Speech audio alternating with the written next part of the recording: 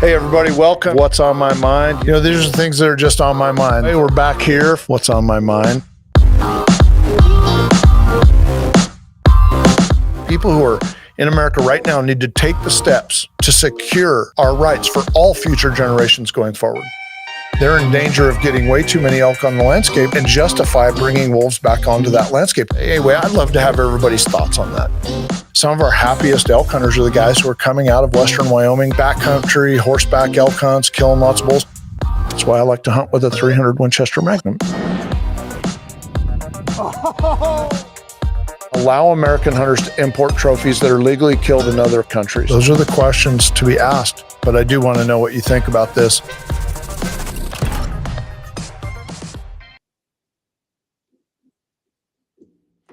Hey, everybody, welcome to the Monday show. It's a new week, a new theme, a new program. Yeah, I've still got my Duke Cup up here, even though Saturday night was disappointing to say the least. Yeah, Duke season comes to an end tonight. Florida is going to battle it out with Houston. Kind of rooting for Florida, but once Duke loses, I could really give a shit less. So that's the way it kind of goes. I hope it's an entertaining game. I congratulate the team that wins because there's a lot of heart and soul and effort that goes into being a champion, and it's the top of the mountain of college basketball. So all of that said, like I said, the cup is here for one more show. Then I'm going to move on to another one until next season. Quick reminder, everybody, we've got a great giveaway. We're giving away 2 SOA Platinum Tag Service memberships.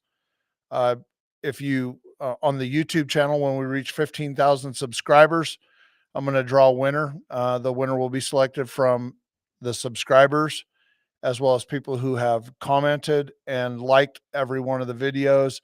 Every time you like something, every time you comment on the video on YouTube, you will be entered to win.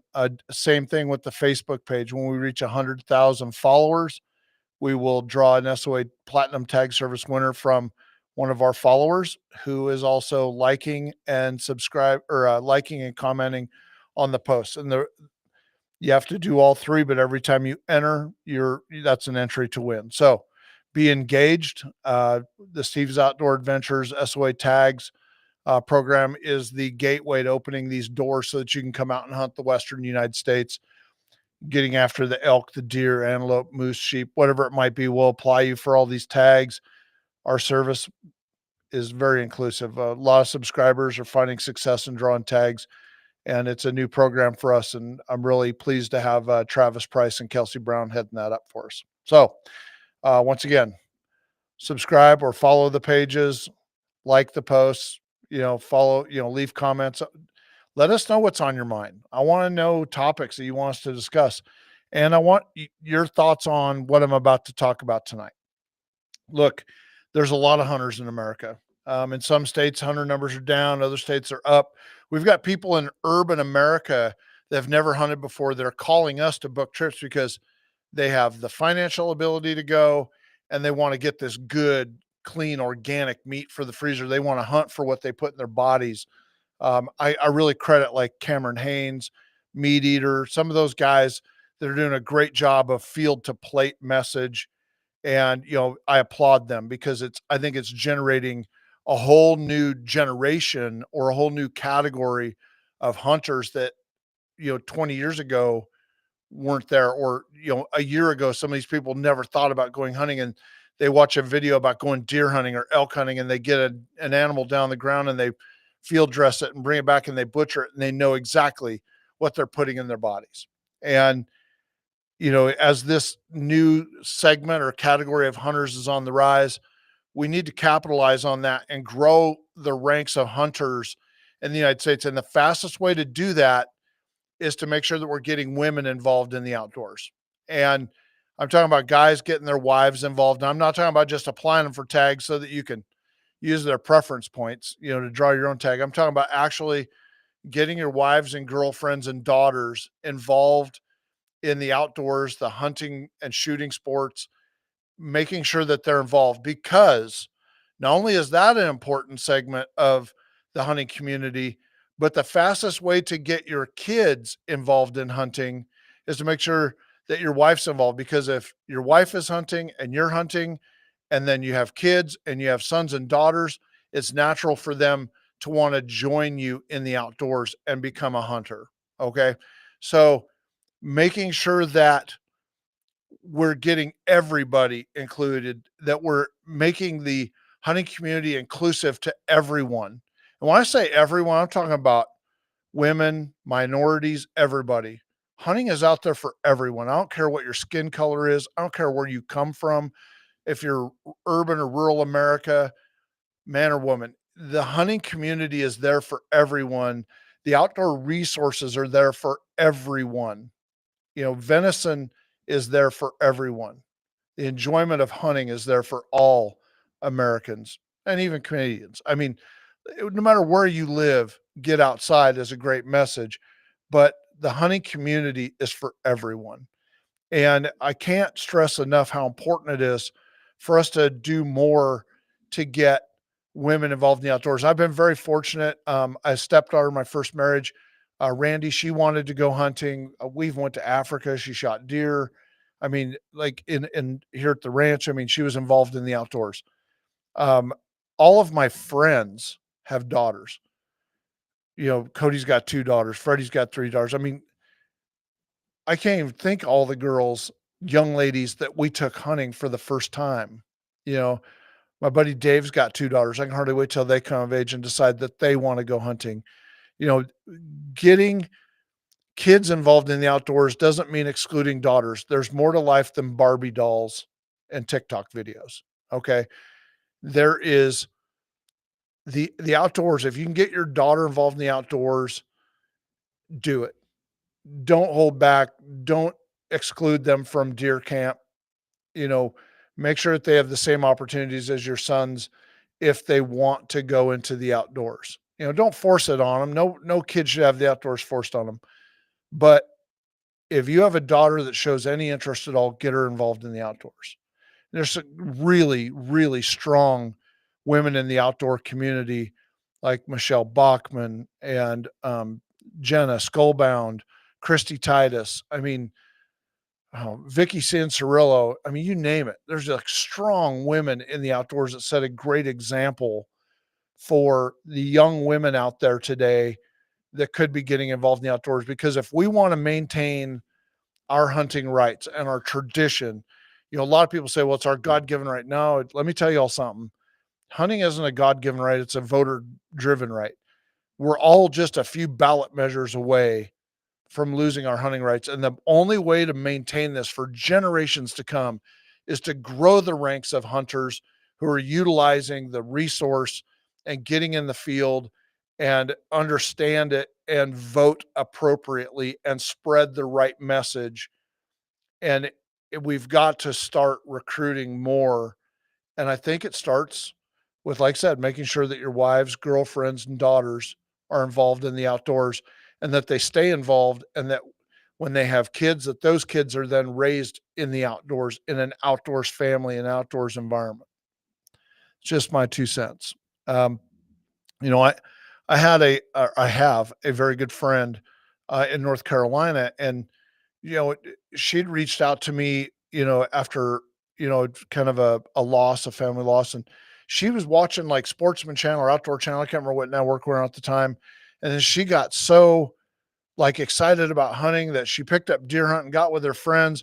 And then her first real big hunt was a Alaskan brown bear. I was like, oh my God, you went from like white-tailed deer hunting to brown bear hunting, and then black bear hunting. And I mean, now she's hunting all over the world. And I mean, and I'll never forget the first video that I got from her saying, watching your hunting show on television was inspiring to me.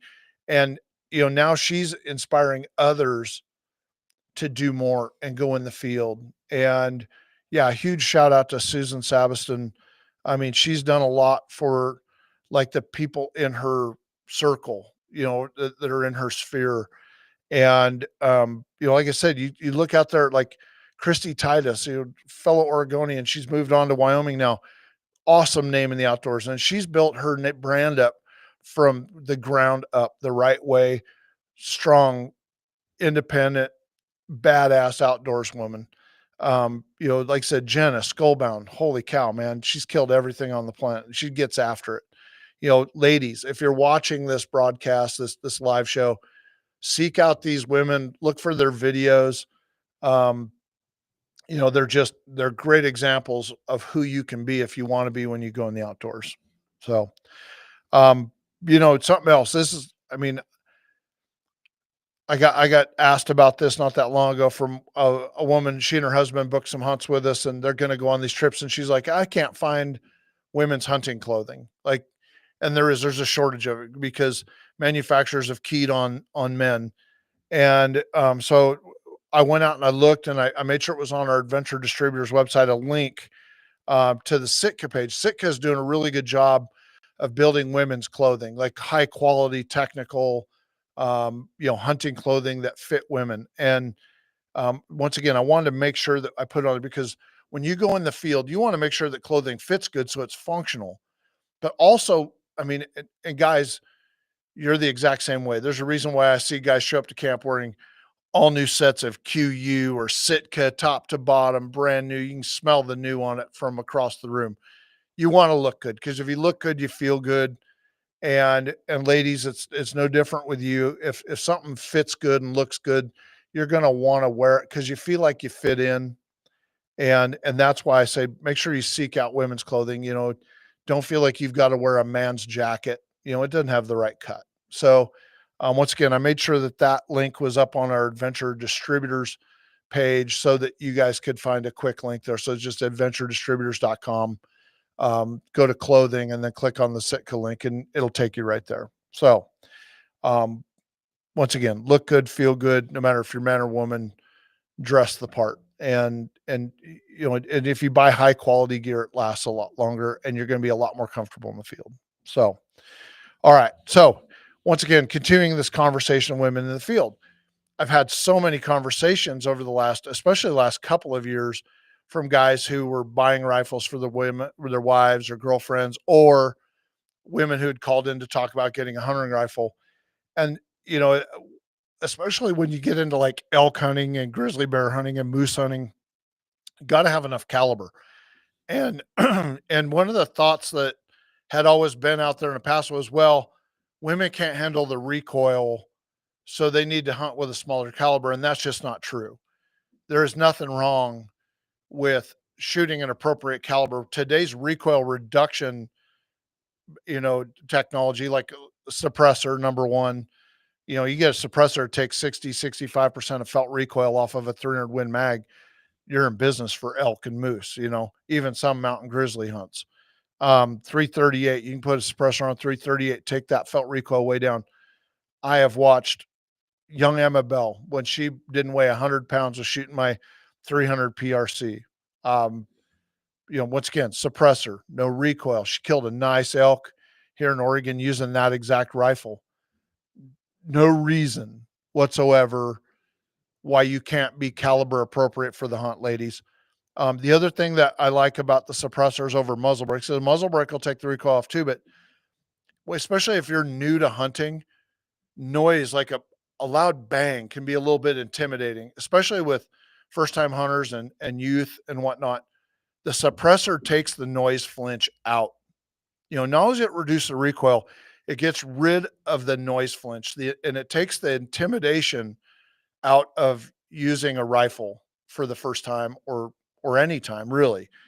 So, once again, make sure you're hunting caliber appropriate and think about utilizing something like a suppressor or a muzzle brake to get that recoil off to make it more manageable. And that goes for guys too. Just if you've been hunting and shooting a long time, the noise of the rifle, the bang, is less intimidating to you because you're used to it. But, once again, if you're introducing a young lady or a woman to the hunting and shooting sports, err to the side of a suppressor. If you don't live in California, New York, Illinois, the commie states, that don't like your hearing, they don't value your hearing at all. If you don't live in one of those states, get a suppressor. It takes just 2 or 3 days now to get one. Take that noise level down, get rid of that noise flinch, reduce that recoil.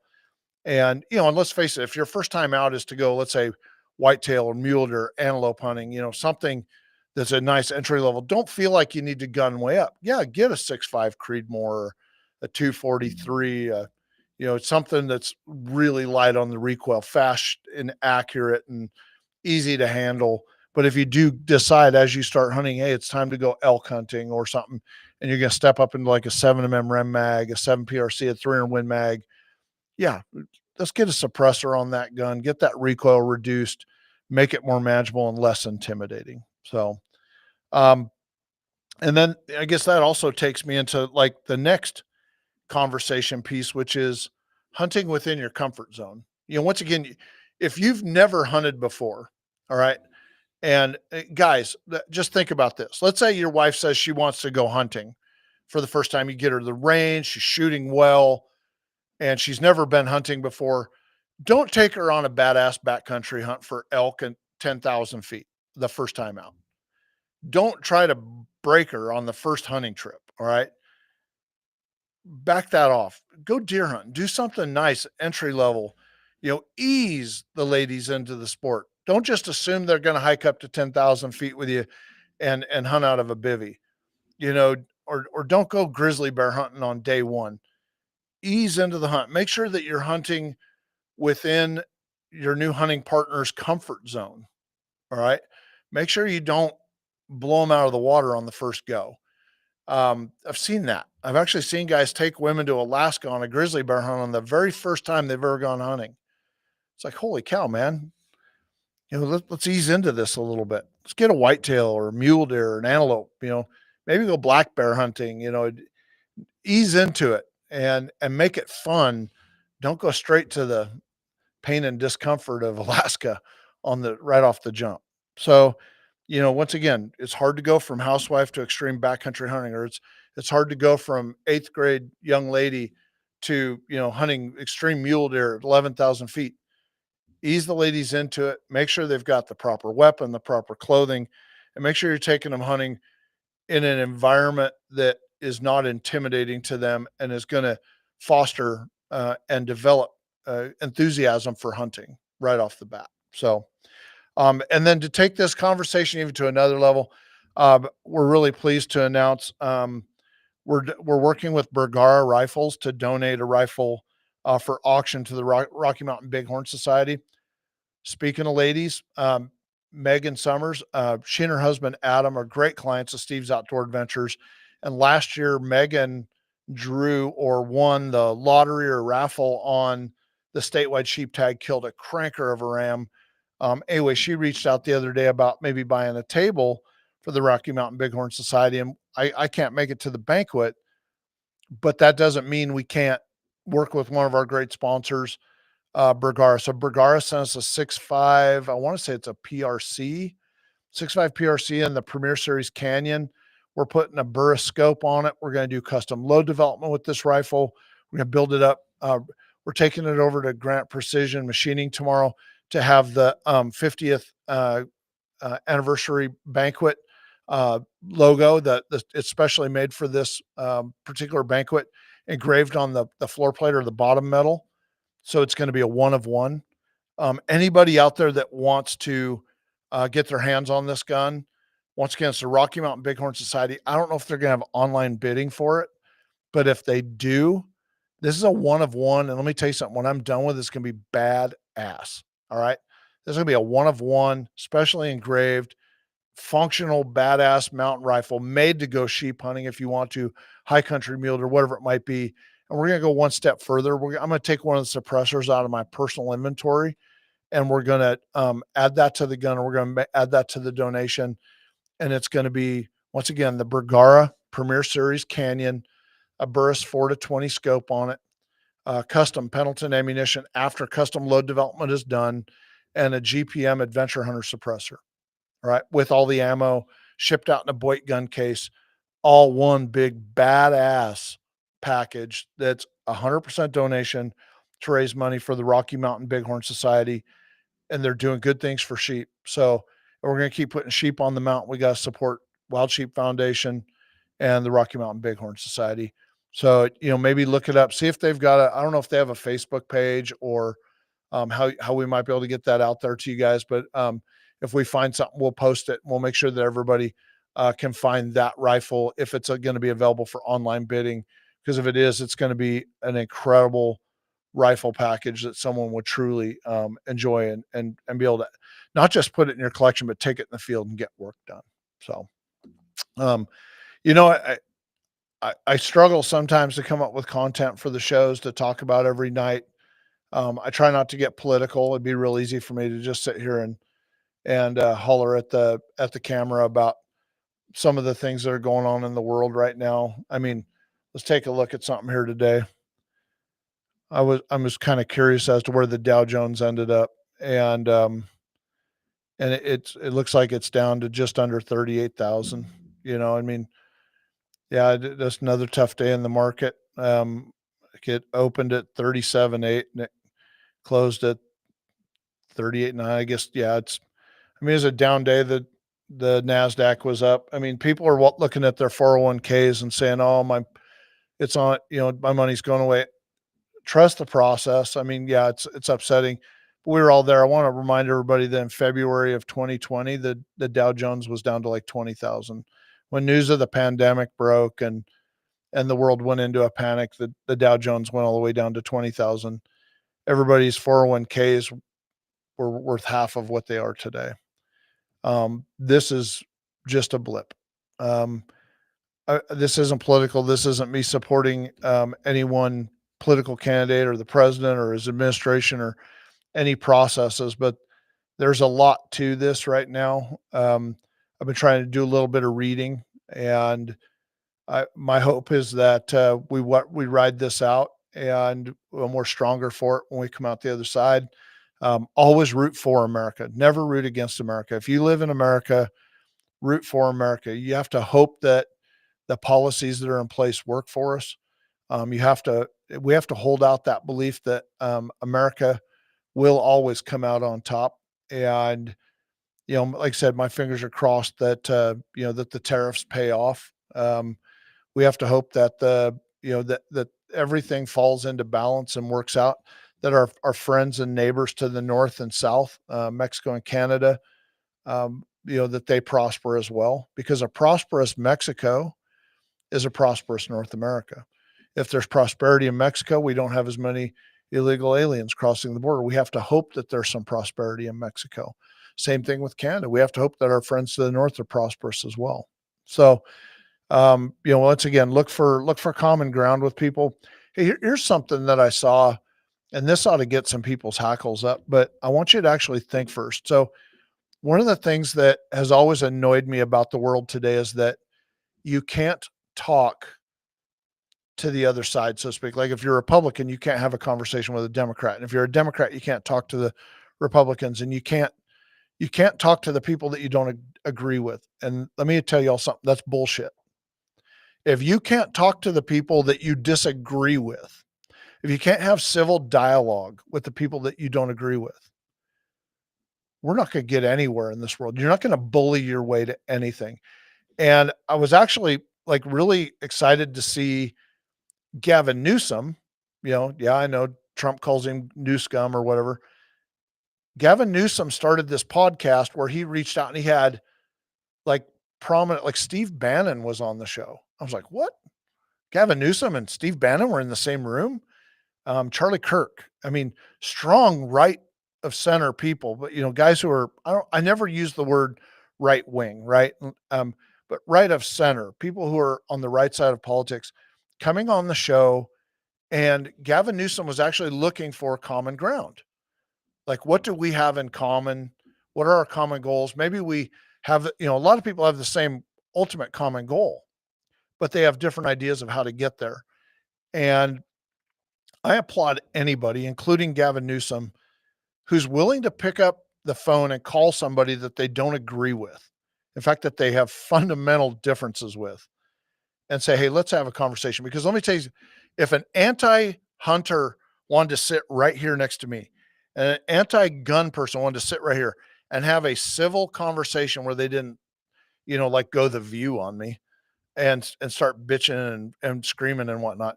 If you want to have a civil conversation, man, I'll talk to anybody. Seriously. And you should too.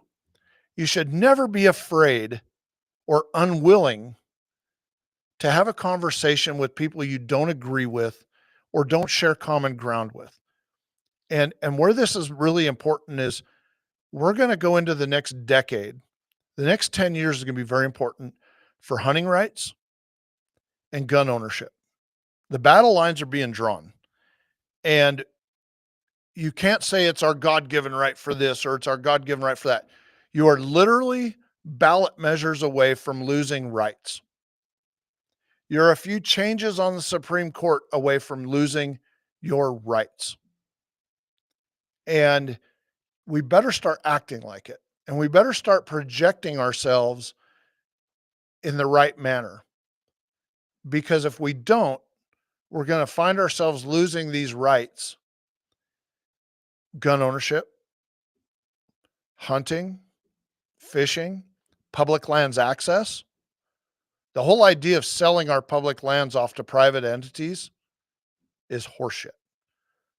We better make sure that we've got the right people in office for that. There's your real conundrum. We've got Republican leadership in some cases that wants to sell or transfer federal lands to private ownership, sell it, or transfer it back to states. No. You had better be willing to look at the fact that the Republicans are trying to do that in some cases, and the Democrats are opposed to it. Federal lands are federally owned. And every one of you out there is a public landowner. That's right. You own the public lands. You have a voice. Do not let the federal government give them away in any case. You know, and something I'm going to talk about this week, I'm doing a little bit of research on right now, is the whole corner crossings thing with the laws that have, you know, or I guess the rulings that came down in the court cases. There's a lot of private landowners out there that had checkerboarded BLM inside their property, and corner crossing is going to give people access to these sections of BLM and Forest Service. Right now is the ultimate time for the BLM and Forest Service to go to those private landowners that own the private land checkerboard in there with them, and let's block it up. Why have corner crossings? Let's block up a checkerboard so that the public has better access and you and the private landowners have better access. It just makes sense. This is the ultimate time to do that. It makes the maps a lot simpler in the long run. Anyway, just think about some of these things, but don't be afraid to reach out to somebody you don't agree with and ask their opinion on something, or be willing to sit down in a civil manner and discuss sensitive topics with people you don't agree with. If we can't, then we're not getting anywhere, and we got to start somewhere. So, like I said, and let me tell you something, don't villainize somebody like a Gavin Newsom if he wants to have a conversation with Steve Bannon. If you're a Democrat and you're listening to this show, congratulations, by the way. But if you are a Democrat and you're watching this show, don't be mad at Gavin Newsom for reaching out and having Steve Bannon on his show and trying to find common ground with him. You should applaud him for that. All right. Think about that. And to take a guy like, what about like Donald Trump just had Bill Maher, a Democrat, into the White House with Kid Rock. I can hardly wait for that show. I think it comes out April 11th, the Bill Maher. I'm going to literally tune in for that because I want to know what Bill Maher's thinking is. Well, anyway, look, we're running out of time in tonight's show, but you know, join me again tomorrow night. I'm going to try and bring some more of these topics. Like I said, I'm probably going to talk about corner crossings and a couple other things. Just a little bit more research to do so I talk knowledgeably. But I look forward to chatting with you then and letting you know what's on my mind. If you've liked listening to What's on My Mind, remember to give this video a like and either follow or subscribe to this page so that you never miss a single live episode when we stream them from right here in our studio. And don't forget to drop a comment below. I want to know what's on your mind.